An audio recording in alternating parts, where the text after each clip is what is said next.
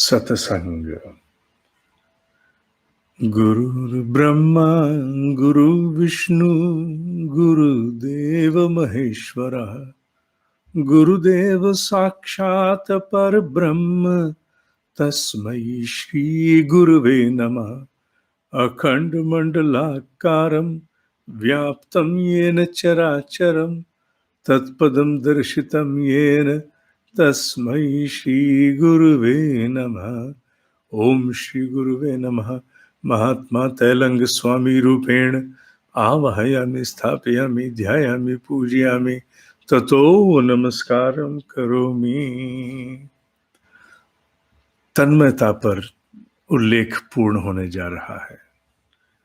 ब्रह्म ऋषि महात्मा तैलंग स्वामी जी उमाचरण को बताते जा रहे हैं और अब एक ऐसा तथ्य जिसे प्रत्येक साधक को गांठ बांधकर अपने भीतर धारण करना चाहिए,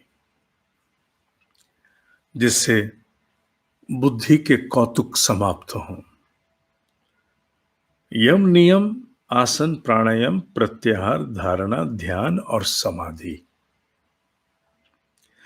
तपस्या करके योगी बहुत सारी सिद्धियां प्राप्त करते हैं, जैसे दीर्घ जीवन। स्वयं 270-75 साल के थे। आकाश में गमन, अंतर ध्यान हो जाना, अदृश्य हो जाना, किसी दूसरे के शरीर में प्रवेश कर जाना, दूरदर्शन और भूतकाल भविष्य वर्तमान त्रिकाल दर्शन और अष्ट सिद्धि की प्राप्ति, जिनमें अणिमा लघिमा महिमा प्राप्ति प्राकाम्य ईशित्व और कामा वसायता का लाभ वो करते हैं। कामा वसायता अणिमा अर्थात बहुत छोटे हो जाते हैं, लघिमा अर्थात लघु बन जाते हैं, लघु तत्व को प्राप्त हो जाते हैं, बहुत हल्के हो जाते हैं, और महिमा अर्थात बहुत बृहद क्षमता हो जाती है। प्राप्ति अर्थात विश्व की कोई भी वस्तु हस्तगत करना उनके लिए खेल है। प्राकम्य अर्थात सबको वश में करने की क्षमता। कामा वसायत्व अर्थात सारे काम को पूर्ण करके अंत में निष्काम होना, सब कार्य करते हुए भी निष्काम रहना। अब यहां आगे का जो भाग है ये थोड़ा गंभीर है। ये सिद्धियां सुनकर बहुत अच्छा लगा, हा मिल जाए तो कितना मजा। पर भक्ति बिना साधक पुरस्कार साधन द्वारा जितना भी उन्नत क्यों ना हो, कितना भी क्यों ना उन्नत हो, फिर भी उसके पतन की संभावना बनी रहेगी। गांठ मार लो। तपस्या के उच्च सोपान पर पहुंचकर भी तपस्वी कभी कभी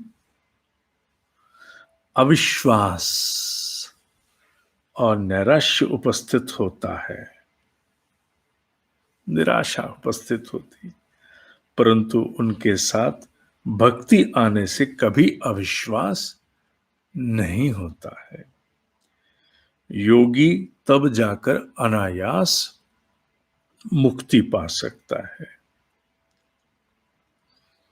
आत्मा के साथ परमात्मा का योग ही तन्मयत्व है। तन्मयत्व होने से बंधन मुक्त होकर मुक्ति मिलती है। अब इसके बाद अगला अध्याय में आज ही शुरू कर रहा हूं, थोड़ा सा उल्लेख करके। ये पॉइंट्स हैं, बिंदु हैं। शिष्य ने पूछा, गुरु ने उत्तर दिया, शिष्य ने पूछा, गुरु ने उत्तर दिया, शिष्य ने पूछा, गुरु ने उत्तर दिया। वन लाइनर्स, इसे हम कहेंगे they are all one liners. एक एक लाइन में ही सारा समाधान दिया गया, वन लाइनर्स। शिष्य, सृष्टि के आरंभ में पृथ्वी पर कौन था? गुरु, ईश्वर। शिष्य, पृथ्वी और जीव को किसने उत्पन्न किया? गुरु, ईश्वर ने। शिष्य, सृष्टि की वृद्धि कौन करता है? गुरु, ब्रह्मा। शिष्य, ब्रह्मा कौन है? गुरु, ईश्वर की शक्ति। शिष्य, सृष्टि का पालन कौन करता है? गुरु, विष्णु अर्थात नारायण। शिष्य, विष्णु कौन है? ईश्वर की शक्ति। शिष्य, सृष्टि का ध्वंस या लय कौन करता है? गुरु, महेश्वर अर्थात महादेव। शिष्य, महादेव कौन है? गुरु, ईश्वर की शक्ति। शिष्य, ब्रह्माणी कौन है? गुरु, ब्रह्मा की शक्ति। शिष्य, लक्ष्मी कौन है? गुरु, विष्णु की शक्ति। शिष्य, दुर्गा कौन है? गुरु, महादेव की शक्ति। शिष्य, संसार सागर से तारण कौन करते हैं? गुरु, सदगुरु के माध्यम से ईश्वर। शिष्य, बंधन किसे कहते हैं? गुरु, विषयों में अनुराग। शिष्य, मुक्ति किसे कहते हैं? गुरु, विषयों से विरक्त हो जाना और ईश्वर में लय हो जाना मुक्ति।